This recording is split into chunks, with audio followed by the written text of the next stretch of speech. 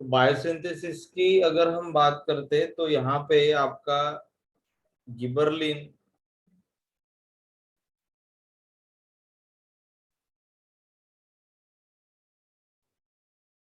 Synthesis किया जाता है बाय द टर्पिनाइड पाथ। ठीक है, टर्पिनॉइड पाथवे क्या होता है? तो टर्पिनॉइड पाथवे में सबसे पहला जो इंटरमीडिएट बनेगा वो बनता है आपका आइसोपेंटेनिल पायरोफॉस्फेट और डायमिथिलाइल पायरोफॉस्फेट। कोलेस्टेरॉल बायोसिंथेसिस को मैं रिवाइज करने के लिए बोला था। ठीक है, कोलेस्टेरॉल बायोसिंथेसिस में दो एसिटिल कोए जो है ये अगर रिएक्ट होते हैं तो बनता है एसिटो एसिटिल कोए, और एसिटो एसिटिल कोए के साथ में फिर से आपका अगर एक एसिटिल कोए अटैच होता है तो वो कन्वर्ट हो जाता है मेवालोनिक एसिड में। ठीक है, तो मेवालोनिक एसिड सिंथेटेज ये एक एंजाइम, और दूसरा था रिडक्टेज। तो रिडक्टेज जो एंजाइम होता है आपका सॉरी एक मेवालोनिक एसिड जो है इसके पहले जो आपका एसिटो एसिटिल कोए है, या एसिटो एसिटिल कोए के साथ फिर से अगर आपका एक एसिटिल कोए रिएक्ट होता है तो एचएमजी कोए का सिंथेसिस होता है। एचएमजी कोए सिंथेसिस होने के बाद में हम उसका रिडक्शन के लिए एंजाइम यूज करते हैं एचएमजी कोए रिडक्टेज। तो कोलेस्टेरॉल बायोसिंथेसिस में तीन एसिटिल कोए जो है इसका कन्वर्शन एचएमजी कोए में होता है, और उसके बाद में फिर उसका अपन रिडक्शन करते, फॉस्फोरिलेशन करते और फाइनली आपके पास में मिल जाता है आपको मेवालोनिक एसिड। ठीक है, मेवालोनिक एसिड जो है ये आपका कन्वर्ट हो जाएगा आइसोपेंटेनिल पायरोफॉस्फेट एंड डाइमिथिलाइल पायरोफॉस्फेट में। फिर ये दोनों को यूज करके आप टर्पीन्स को बना सकते हो। तो टर्पीन्स जो है इसका डेरिवेटिव होता है ये आपके आइसोप्रिनॉइड मॉलिक्यूल। ठीक है, जो 5 कार्बन से बने होते हैं, ये आपके 5 कार्बन के रहेंगे। ठीक है, और उसके बाद में आपका यहाँ पे फर्स्ट टर्पीन बनता है जो 10 कार्बन का, 15 कार्बन का, 20 कार्बन का, इस तरीके से आपका नंबर ऑफ कार्बन का ये हो सकता है। अगर 10 कार्बन का है तो उसको अपन मोनोटर्पीन बोलते, 20 का है तो उसको अपन डाइटर्पीन बोलते हैं, तो 30 का है तो उसको ट्राइटर्पीन बोलते हैं। तो जो गिबरलिन है ये गिबरलिन आपका डाइटर्पीन होता है, मतलब ये बना होता है 20 नंबर कार्बन से। ठीक है, तो आपका 20 कार्बन से आपका ये बना रहेगा, इसलिए अपन इसको बोलेंगे डाइटर्पीन। तो क्वेश्चन में गिबरलिन बायोसिंथेसिस के ऊपर जब भी क्वेश्चन पूछा जाता है तो सेंटेंस में बायोसिंथेसिस से रिलेटेड पॉइंट ऐड किया जाएगा, और वहां पे आपका सेंटेंस होता है टर्पिनॉइड पाथवे का, कि आपका गिबरलिन जो है ये कौन से पाथवे से सिंथेसिस होता है। तो गिबरलिन सिंथेसिस होता है कौन से पाथवे से?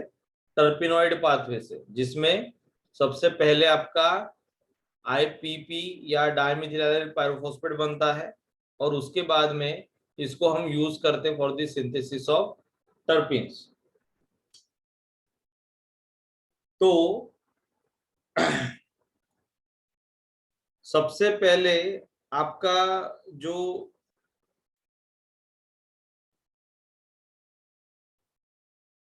गिबरलिन बायोसिंथेटिक पाथवे है इसमें हम पहले एंट काउरिन का सिंथेसिस करते हैं आपके क्लोरोप्लास्ट में।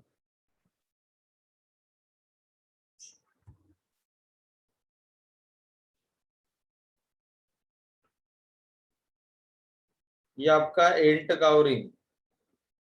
ठीक है, तो एंट काउरिन का सिंथेसिस कैसे हुआ?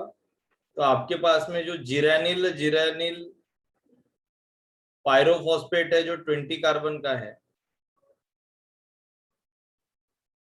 तो इसका कन्वर्शन अपन ने एंट काउरिन में किया।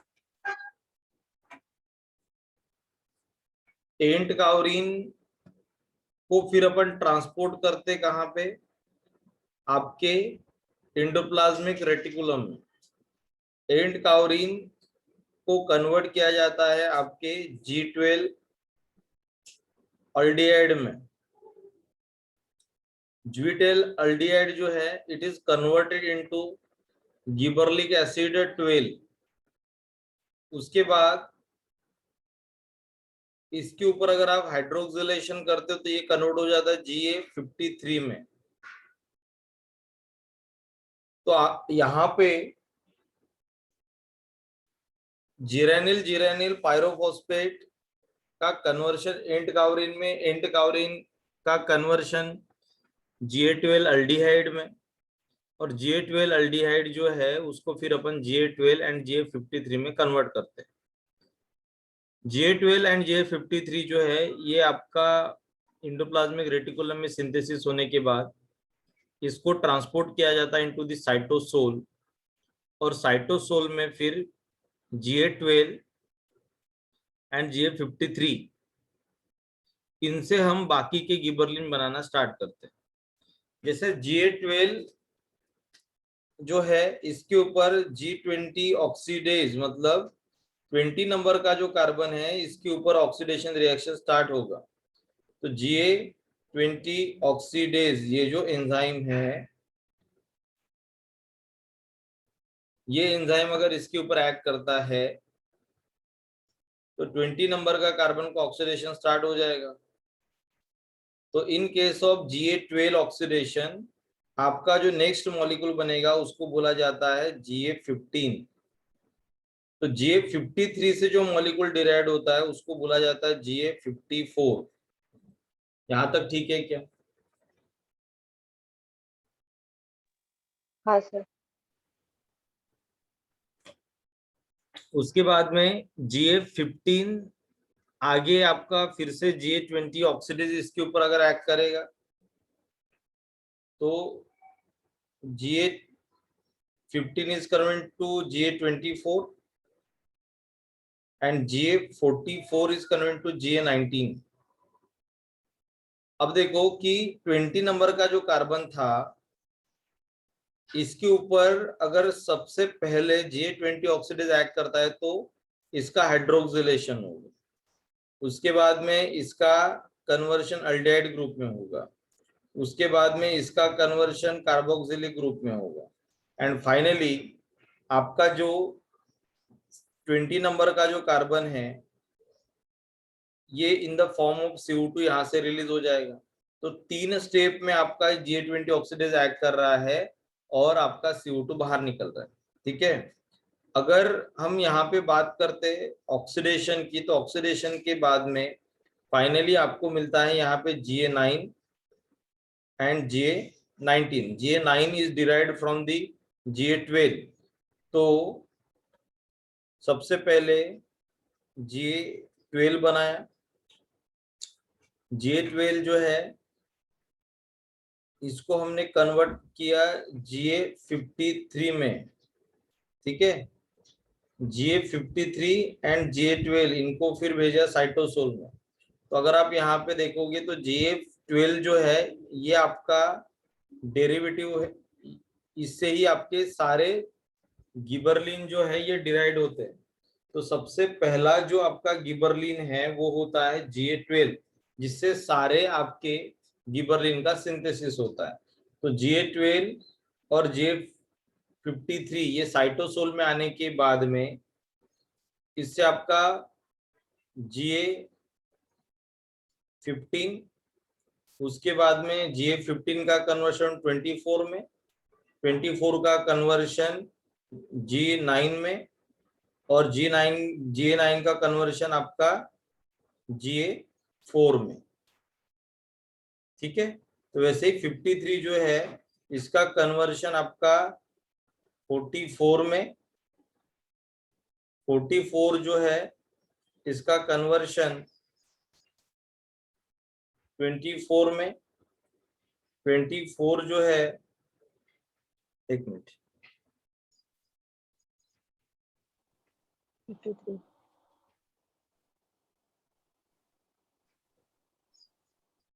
J19 और J19 का कन्वर्शन J20 में, तो J20 is convert to J1। तो गिबरलिक एसिड पाथवे में आपका जो J12 है, इससे ही सारे टर्पिन डिराइव होते हैं। जैसे J12 से J53 आपका जब बना, तो J12 एंड 53 आगे बढ़ेंगे, साइटोसोल में इनको ट्रांसपोर्ट किया जाएगा और 20 नंबर के कार्बन के ऊपर अपन बाय यूजिंग एंजाइम ऑक्सीडेज आपके 20 नंबर के कार्बन का ऑक्सीडेशन कर। तो 20 नंबर के कार्बन का अगर आप ऑक्सीडेशन करोगे तो आपका 15 से 24, 24 से 9 एंड 9 से आपका 4 ये आपका जनरेट होगा। तो ये जो आपका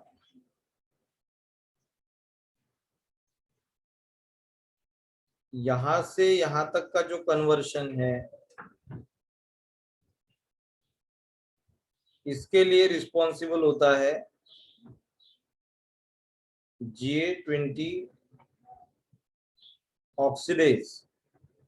और उसके बाद में ये जो आपका स्टेप है, इसके लिए रिस्पॉन्सिबल होता है Ga3 ऑक्सीडेज, मतलब थर्ड नंबर का कार्बन के ऊपर अपन ऑक्सीडेशन कर रहे हैं।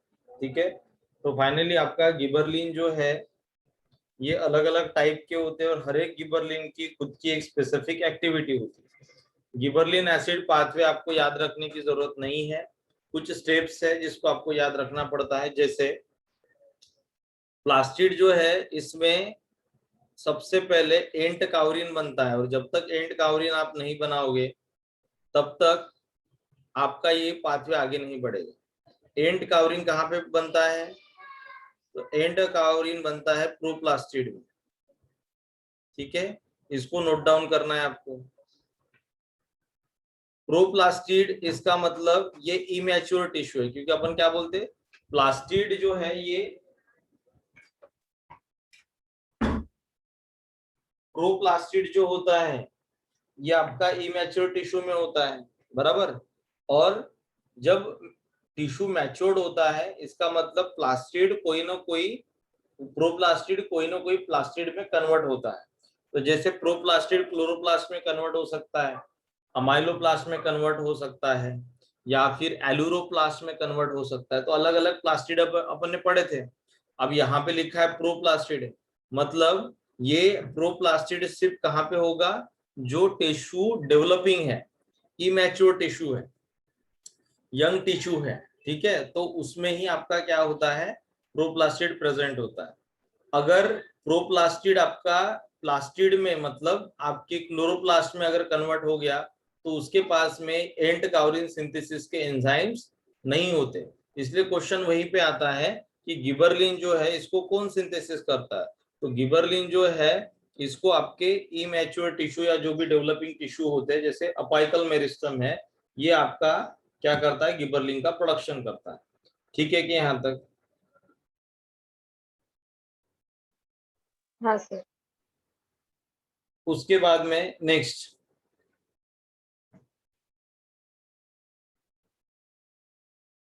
J20 oxidase and J3 oxidase, it is responsible for the activation of enzyme, ठीक, एक्टिवेशन ऑफ गिबरलिन। ठीक है, तो J3 oxidase and J20 oxidase ये अगर एक्टिवेशन के लिए रिस्पॉन्सिबल है, तो J2 ऑक्सीडेज इसको नोट डाउन करो।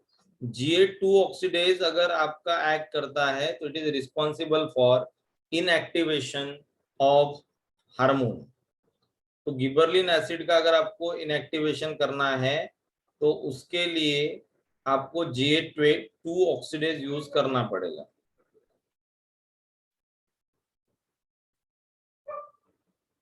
ठीक है,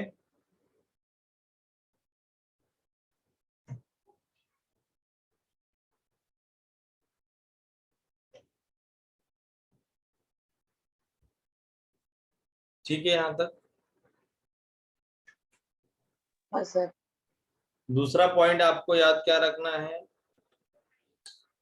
जो आपका J12 है अल्डेहाइड, सॉरी ये आपका Ga12,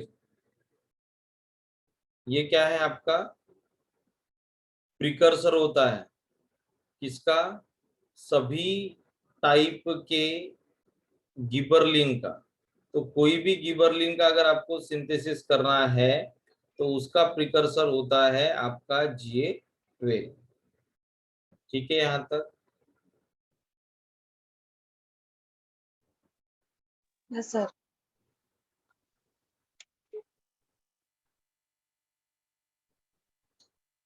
यहां तक ठीक है। हाँ सर।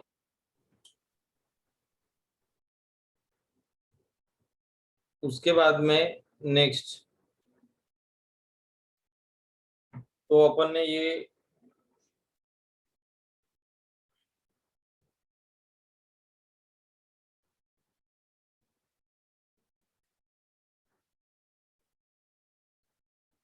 गिबरलिन एसिड पाथवे पढ़ा, जिसमें अपन ने जो आपका डायटरपिन था, जीरानिल जीरानिल डाइफॉस्फेट 20 कार्बन का, इससे अपन ने बनाया एंड कावरिन।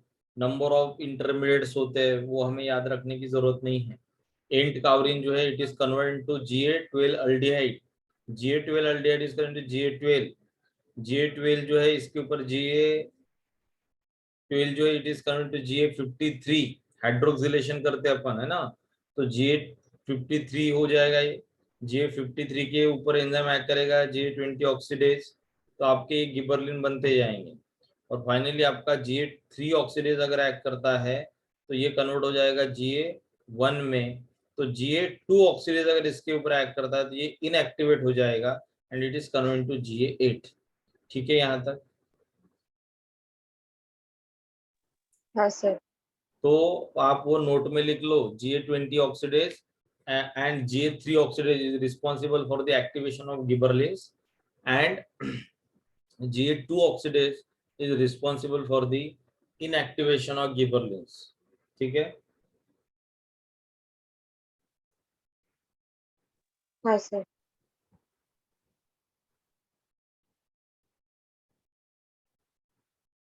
हम्म।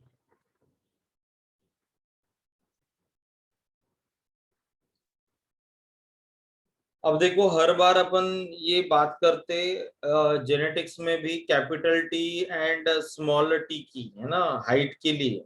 तो आप प्लांट हाइट जो है इसका जीनोटाइप अपन ये लिखते हैं, ये जो दो होते हैं ये टॉल फिनोटाइप शो करते हैं, और ये जो होता है ये डॉर्फ फिनोटाइप शो करता है। अब बात ये है कि कैपिटल टी आपका टॉल फिनोटाइप के लिए कैसे रिस्पॉन्सिबल है। ठीक है, तो फर्स्ट आपका जो Ga1 होता है, ये Ga1 मोस्ट एक्टिव गिबरलिन होता है। ठीक है, जो स्टीम ग्रोथ को कंट्रोल करता है।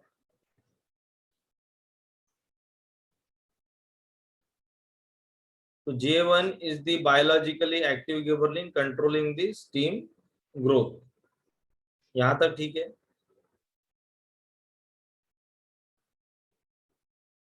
यहां तक ठीक है। हाँ सर।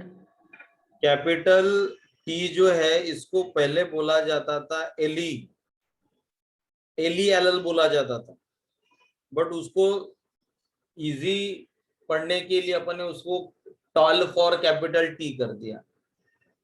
इसको पहले बोला जाता था एलिजीन।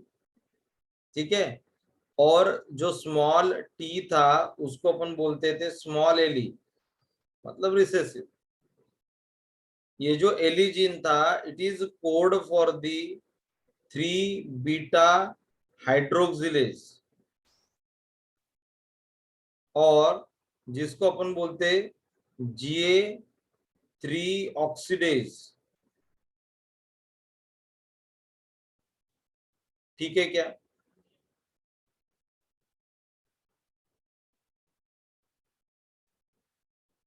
यहां तक ठीक है।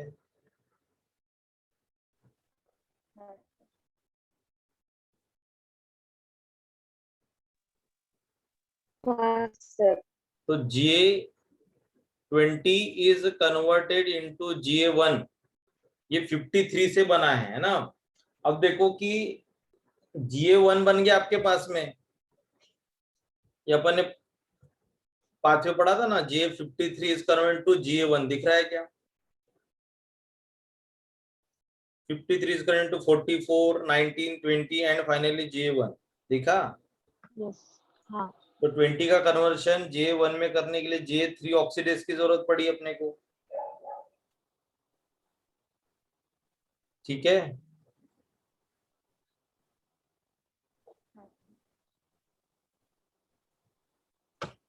तो आपका जो GA3 ऑक्सीडेज है, जिसको अपन क्या बोल रहे हैं कि इसका काम है थर्ड कार्बन के ऊपर हाइड्रोक्सिलेशन करना, इसलिए अपन इसको 3 बीटा हाइड्रोक्सिलेज बोलते हैं। ये एंजाइम क्या करता है, 20 को कन्वर्ट कर देता है किसमें, GA1 में। और GA1 जो है ये बायोलॉजिकली एक्टिव गिबरलिन है फॉर द स्टीम इलोंगेशन, ठीक है। हाँ। उसके बाद आपका अगर GA1 बन गया तो ये गिबरलिन का काम होता है स्टीम को इलोंगेट करना, क्योंकि अपने स्टार्टिंग में ही पढ़ा था वो गिबरेला फिजिकोरा, ये जो फंजाई का इन्फेक्शन था, उसकी वजह से वो क्या करता था, गिबरलिन का प्रोडक्शन इंड्यूस करता था, गिबरलिन को प्रोड्यूस करता था। गिबरलिन अगर बहुत ज्यादा अमाउंट में प्रोड्यूस हुआ तो गिबरलिन का काम होता है स्टीम को इलोंगेट करना। तो गिबरलिन एक हार्मोन की तरह काम करता है जो स्टीम को क्या करता है, इलोंगेट करता है। तो राइस प्लांट का हाइट तो बढ़ जाता था पर वो सीड को प्रोडक्शन नहीं करता था, उसको अपन ने बोला था फुलिश सीडलिंग या फिर बकेनी डिसीज, बराबर। तो आपका कौन सा गिबरलिन उसके लिए रिस्पॉन्सिबल होता है, GA1, जो आपका स्टीम ग्रोथ को कंट्रोल करता है। अगर अपन ने कंसिडर किया कि मेरे पास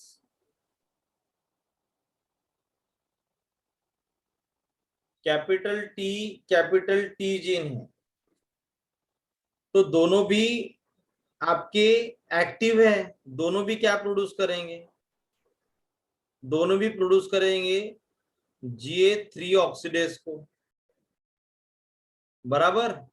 GA3 ऑक्सीडेज जो है ये GA20 को कन्वर्ट करेगा GA1 में, और GA1 जो है ये इंड्यूस करता है स्टीम इलोंगेशन को, ठीक है कि यहां तक? हाँ सर। हाँ सर। उसके बाद में कैपिटल टी स्मॉल टी है, तो इसमें से कैपिटल टी एक है ना आपके पास में, तो ये प्रोड्यूस कर लेगा इसको। बट स्मॉल टी जो है ये इनएक्टिव एंजाइम का प्रोडक्शन करेगा। इनएक्टिव एंजाइम का प्रोडक्शन करेगा मतलब एंजाइम आपका एक्टिव नहीं रहेगा। GA3 जो है ये एक्टिव नहीं रहेगा क्योंकि वो म्यूटेंट है, इसलिए अपने उसको स्मॉल टी रखा है। बट क्या एक कैपिटल टी है तो वो तो आपका GA3 ऑक्सीडेज बना रहा है, मतलब फिर से स्टीम इलोंगेशन हो जाएगा ये वाले जीनोटाइप के केस में। बट अगर अपन ने स्मॉल टी ये अगर लिया जीनोटाइप, तो ये दोनों भी आपके इनएक्टिव एंजाइम को बनाएंगे क्योंकि आपका ये जीन म्यूटेंट हो है। अगर इनएक्टिव है तो इसका मतलब it is responsible for the dwarf phenotype, मतलब प्लांट का जो स्टीम है ये इलोंगेट नहीं होगा, ठीक है। तो ये जो पहले दो है it is responsible for the tall phenotype, ठीक है क्या यहां तक? हाँ सर। अब ये टॉल और डॉर्फ फिनोटाइप जो है इसका जो इसमें जो जीनोटाइप का इन्वॉल्वमेंट होता है, जीनोटाइप का क्या फंक्शन है, क्या रोल है, ये समझ में आया क्या अभी? हाँ सर। अब और एक बात,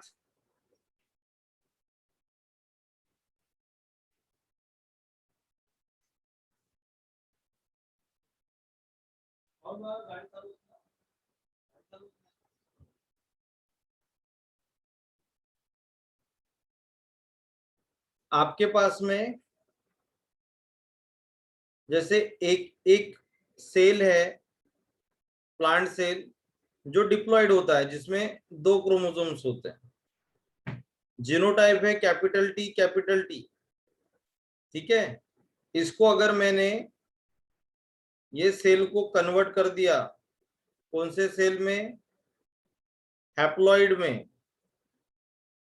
मतलब एक ही क्रोमोसोम, तो ये कौन सा फिनोटाइप देगा?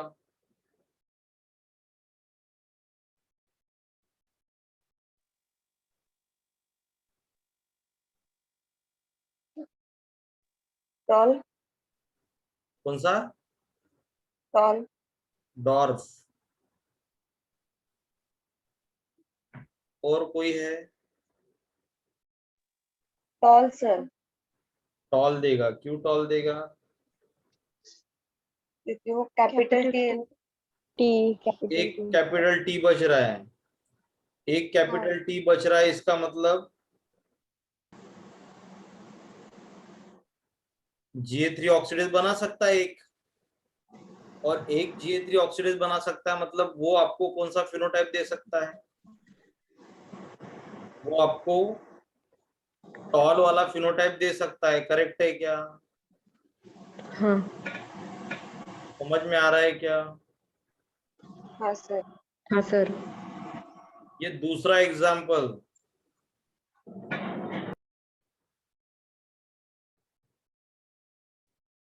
दूसरे एग्जाम्पल में क्या लिखा है? Capital T small T. अगर हमने इसको हैप्लॉइड में कन्वर्ट कर दिया, ठीक है,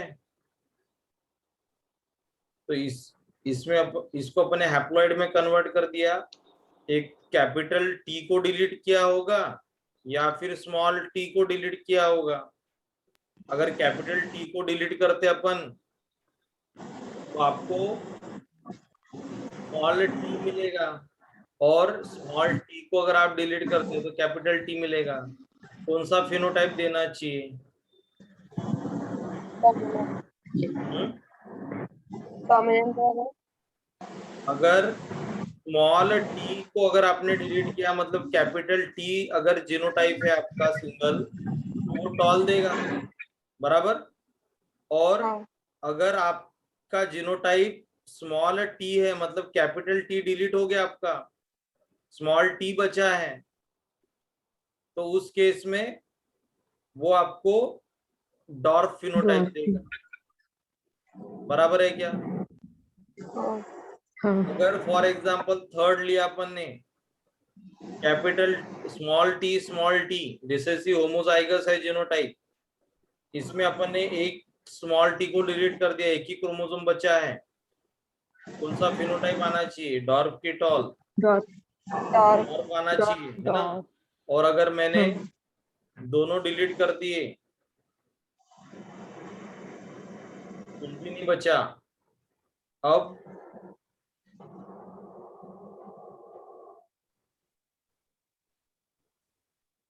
अब कौन सा फिनोटाइप आएगा? हाँ, लिथल। Lethal phenotype delete. कौन सा लिथल? सर वो डिलीट हो जाएगा तो वो अपने कैरेक्टर शो ही नहीं करेगा ना। हाँ, तो डॉर्फ भी नहीं और टॉल भी नहीं। क्या आपको डॉर्फ देगा? क्यों देगा? देखो कंडीशन समझ लो। आपका जो जीनोटाइप है ना, उसके ऊपर अपन उससे अपन फिनोटाइप डिसाइड कर रहे हैं, बट अंदर का बायोकेमिस्ट्री आपको समझना पड़ेगा।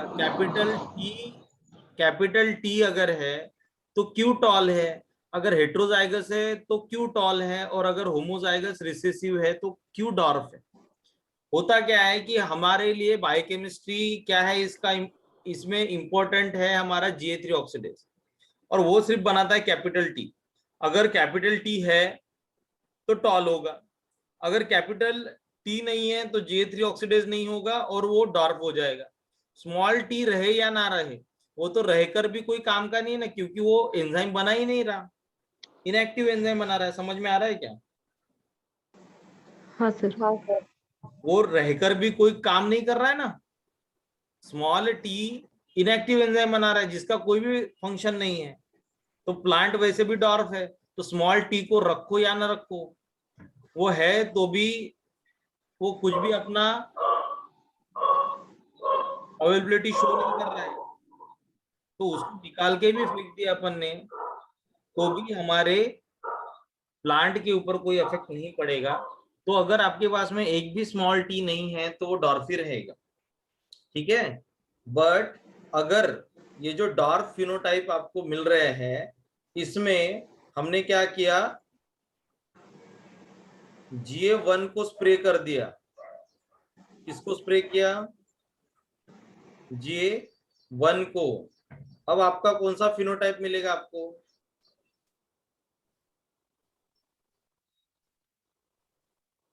टॉल टॉल वाला मिलेगा क्योंकि टॉल मिल जाएगा पक्का, हाँ क्योंकि प्लांट को जरूरत किसकी है रे?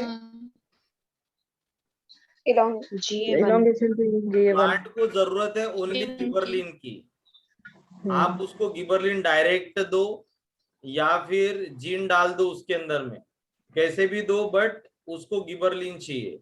और आपने इसको डायरेक्ट ऊपर से अगर गिबरलिन दे दिया तो प्लांट का जीनोटाइप से कोई लेना देना नहीं है अपना। जीनोटाइप कोई भी हो, डॉर्फ वाला भी जीनोटाइप है, उसको गिबरलिन अगर आप दे रहे हो बाहर से तो वो टॉल हो जाएगा। समझ में आया क्या? हाँ सर। ये कंसेप्ट क्लियर हुआ क्या? हाँ सर। हाँ उसके बाद में नेक्स्ट,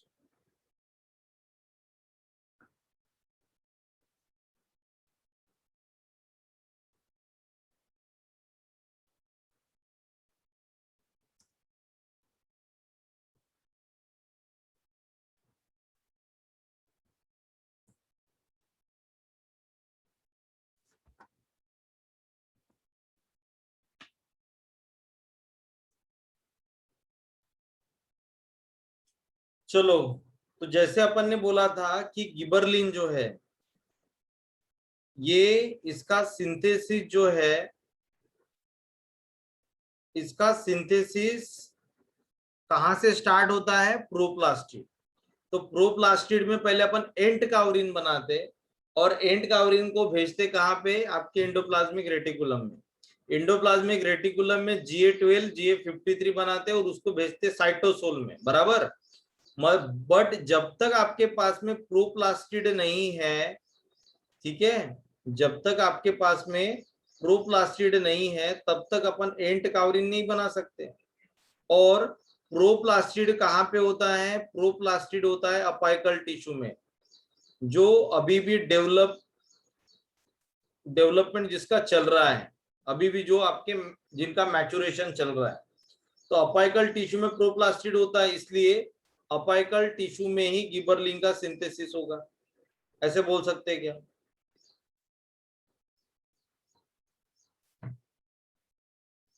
ऐसे बोल सकते हैं क्या? हाँ सर। मुझे एक बात बताओ, अपन ने ऑक्सीजन का ट्रांसपोर्टेशन कैसे पढ़ा था? Apical to basal. Apical to basal. इसका पढ़ा था अपन ने downward side apical to basal. इसका अपन ने पढ़ा था